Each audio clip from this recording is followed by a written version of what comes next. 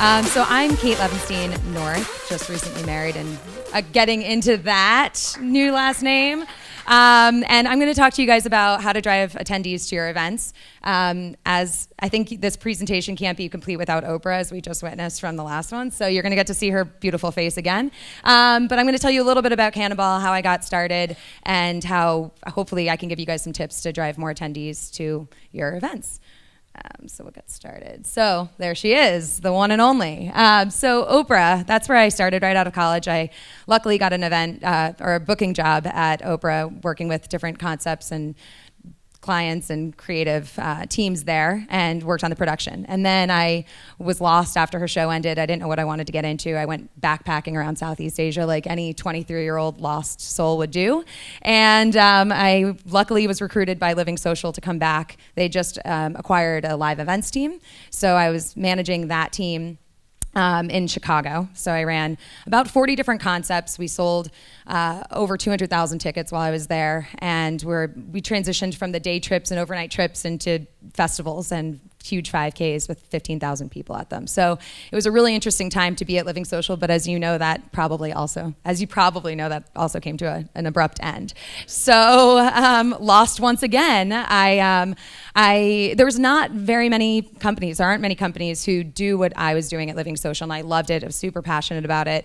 And so instead of taking a job, I took some of the offers that were coming in and turned them into clients, and started my own company with my mom's support, she was my role model. She had her own company for about 30 years, growing up with hundreds of employees and different companies all over the offices across the country. And so I decided to start a company called Cannonball Productions. And so I'll tell you a little bit about Cannonball. Oh, this is not... Yeah. So Cannonball, we are an event production company. We're also a marketing agency. So we focus just as much on ticket sales as we do on event production. So we're divided in that way within our company. We, to date, have sold over 100,000 tickets, and we've produced over 50,000 large-scale festivals across the country.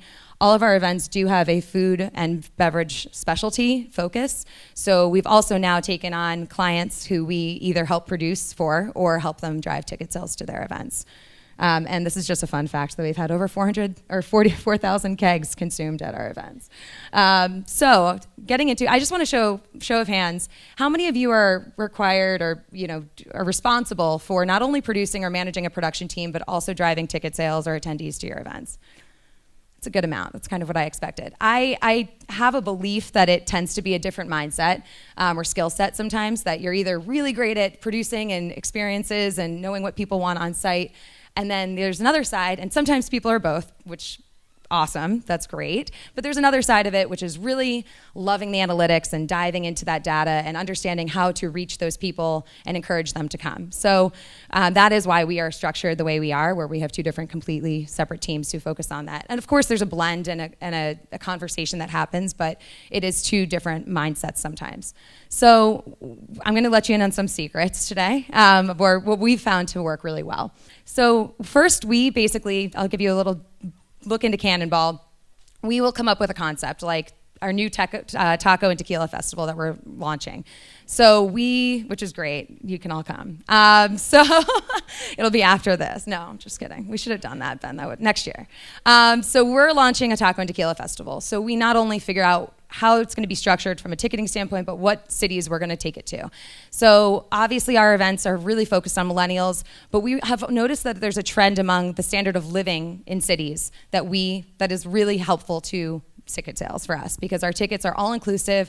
They can have a little bit of a sticker shock effect in some cities that aren't used to paying $50, $60, $100 for an all-inclusive event. In New York, $80 for all you can drink and all you can eat seems like a steal. In Indianapolis, that's your week's worth of, no offense, we love Indy, we were just there last week, but our tickets were not $100. So we change up the model depending on what cities we're going to, but we also look at what cities to go to based on standard of living, in addition to the population and the millennial demographic breakdown.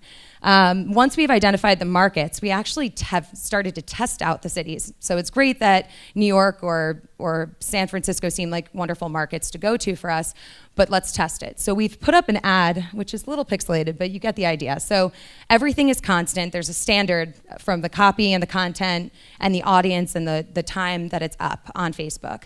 But what we change up is the cities that we're going to. So we'll have this ad running in 30 different markets that we've already identified as possible cities for us to launch in. And it basically says unlimited bacon and beer is coming to Kansas City. The CTA is sign up. So we're getting qualified leads in the cities, whether we go or not. Now we have 500 people in Kansas City that we can reach out to. Maybe bacon and beer wasn't their thing, but maybe a sushi and sake festival would be up their alley. Probably not, but maybe. But maybe, then we would test it again and just get more qualified leads. And we only spend $100 behind each of these ads. So it's a super low cost for all that market research that we're gaining and all those qualified leads. So basically, we'll put those up on the 30 markets. We will see what the outcome is. We look at a ton of different data that comes in from it, but the most important for us from a measurement standpoint is the cost per email. So how much did we pay for everybody who signed up? Then we look at it as like a bar graph across the board, and our average for this ad was 26 cents. If it was above 26 cents, those cities became secondary or tertiary markets for interest on our end. If they were below 26 cents, if it cost, in London, I think it was like 10 cents. We were like, damn, let's go to London. So, which is a whole different conversation. But, it was by far the lowest CPE, cost per email for us and engagement for us to launch in those cities. So, and we have a qualified list of over 1,000 emails now in London. So it's great of people who are really interested in bacon and beer. So that's how we identified what cities we were going to this year. We don't use it as the end-all, be-all. There's a lot of other, you guys probably have a lot of sales data that you could use in addition to that, of where your consumers live or where most people buy, and that's great. We don't, unfortunately, have that. So this is one of the biggest things that we use. And then we compare those markets. So then we launch in those cities pretty much across the board, and it's worked really well. So then you've identified the cities you want to go to. Now what? So we then look at what the cost per attendee is, how much are we going to sell tickets for in these cities. Again, as I kind of described with the Indianapolis and New York situation, we have to look at how much are people willing to buy. We do a huge cost analysis of other events that are similar in the market. It might be a different thing. For instance, in London, they're not used to paying a flat rate. Is anyone from London in the room? Yeah? Is that true, right? You're not used to paying like an all-inclusive rate. You'd rather pay £20 to get into an event and then pay for different vendors. So the mindset is also different. So you have to keep that in mind, not only the standard of living, but what are people used to in this market? And like services and fees on top of tickets is not a thing. There were like riots when we thought about putting, from what we've heard. So in New York, or in the US, we're used to the $17, Ticketmaster fee that you pay for a concert that costs the same amount. So not a thing in England. So there's a lot of background research that we have to do, but then we create pricing tiers. And something interesting that we've found is not only selling more tickets, because we are selling out a lot of the events we go to. So how do we grow in the cities that we're already selling out? And I was talking to Jen from Lulu earlier, who sells out in like minutes, which is awesome. And I said, why don't you go to more cities? So we can continue that conversation, but it's always interesting, is scaling your priority? Is it just doing what you do really well in one city and selling it out faster? Is it making more money on the tickets that you're already selling out? So for instance, New York at Citi Field, we sell about 12,000 tickets to Bacon and Beer, which just happened a few weeks ago. Are you guys, anybody familiar? Anybody been? Oh, you guys got to get there. Okay, it's really fun. It's really wonderful. So the first year we did it, we probably made about $60 on average per ticket. And we said, great, we're selling this out. We don't want to cram more people in. We don't want to make the experience any worse. We only want to make it better.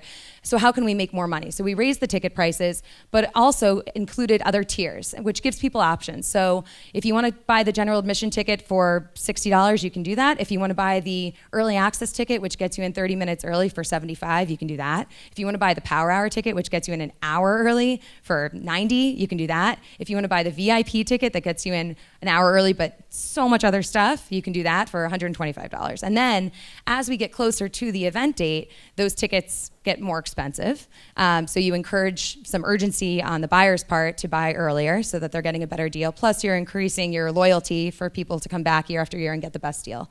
So those are some of the methods that we use to increase the average ticket cost. And what we've seen is over the years, the tickets have become more expensive, but people's happiness at our events, our NPS score continues to go up and up and up. So it's a better experience for them. There aren't as many people, but we're still making more from a revenue standpoint. So I kind of got off track, but basically launch your tickets as soon as possible. We see that the longer that they're on sale, the more that you sell. Obviously be smart about it. Don't necessarily launch like a year in advance unless that's right for your event. But we sometimes leverage holidays, like Black Fridays are on sale for a ton of events that we'll do the next year. So we leverage holidays, we leverage weather. We noticed that during the snowstorm in New York City last year, we sold an extraordinary, I can't remember what the percentage was, but like 40% of our tickets sold that day, that weekend, and it was a weekday that people were just sitting at home with nothing to do on their computers. So leverage weather, you can send out a discount code. I mean, whatever it is for that's right for your event, but there's so many different factors that go into it. And tailor your spend. I mean, we have a marketing budget for every event that we do, and we tend to spend on AdWords, for instance, much later in the game, because if you're like me and you're Googling what to do in New York City this weekend, you don't want to have spend behind that 4 weeks before the event happens. There's no point in that. You won't get any clicks, or you might, but it's not really qualified leads. So that's, measure your spend and spend accurately. We also use AdRoll, which is a retargeting software. We use Facebook ads and Instagram ads, and really have fun with it. I mean, this is why it's a full-time job, many people's full-time job in my company, because they have fun with it. They experiment. They see what's selling, what's working, what's not working. They'll sometimes measure for clicks. They'll sometimes measure for conversions. They'll sometimes measure for engagement. They'll see how many shares a post gets and use that as like the success measure. So change up the copy, see if videos work better, or photos work better, or change up the content, change up the audiences. I mean, it's like a constant game and puzzle, and it's fun for us. So we have weekly meetings about what's working, what's not, and we put more spend behind what's working. And it can change, again, from city to city. So that's why it's a full-time job. And emails obviously are huge. So I haven't really talked about that, but the email side of it, if you retain them and hit them with really relevant copy, that's a huge model that we've been focusing on. And it's fun. They want to hear from you. We didn't used to email them because we didn't want like unsubscribes. And people want to hear from you. They want the brewery announcement reveal. They want the restaurants. They want to know what foods they're going to get. Like, keep it interesting and people will want to read it. So getting creative, obviously there's the whole metrics and systems that I've talked about a little bit, the analytics, but everybody probably wants to have press and influencers at their event to help create buzz before, during, and after. And we do as well, but we really keep it fun and interesting. And so we don't want them to be passive bystanders at our event. For instance, last week or a couple weeks ago, we were in Denver at the Broncos at Mile High Stadium, and we had some of the current NFL players emceeing our bacon eating contest in front of thousands of people, and people just thought it was like the best thing ever and super ridiculous. And they were tweeting about it and what kind of engagement. We wouldn't want to just give them tickets to attend. They loved being on stage and doing their thing. So keep them as active as possible, whether they are influencers or press. We have all of our press are basically judges for all the restaurants and breweries. So they're so excited to be walking around, getting to kind of skip the lines, feeling like important, and getting to meet all the restaurants and chefs directly. And the chefs love that these food critics are getting to taste their food and writing up about them afterwards. So it really creates an interesting relationship on site, as opposed to just like, here's your +1, here's your badge. Maybe you'll write about us, thanks. It's like a little bit of a passive game when they're just attending. So really try and think about how you can keep them entertained and engaged. And then you'll just create more buzz during and after the event. So what? So obviously marketing is constantly evolving, as is our strategy. So as digital changes, as Facebook rolls out new opportunities and Instagram rolls out new opportunities, so do we. So it's, as I said, it's kind of a constant puzzle and challenge and fun challenge in that way. We experiment with creating urgency, like what's the best way to get people to buy early as early as possible. Weather can be a huge factor, so we want them to buy early. A lot of people can see the majority of their tickets, depending on the event, like 50 to 80% of their tickets sell in the last 2 weeks. So sleepless nights there. But I mean, we've gotten used to it. We make really great projections now, but you can create those projections now that you have year after year data to go back on. Basically this, how do you make more money per ticket? And we often ask ourselves, like, now we're really doing well. Should we launch in a new market? Do we want to go to Kansas City? That's what that ad was.